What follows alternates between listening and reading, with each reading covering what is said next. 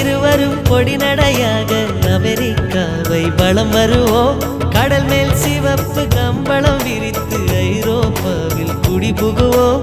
நம் காதலை கவி பாடவே செல்லியின் வைரனின் கல்லறை தோக்கத்தை கலைத்திடுவோம்.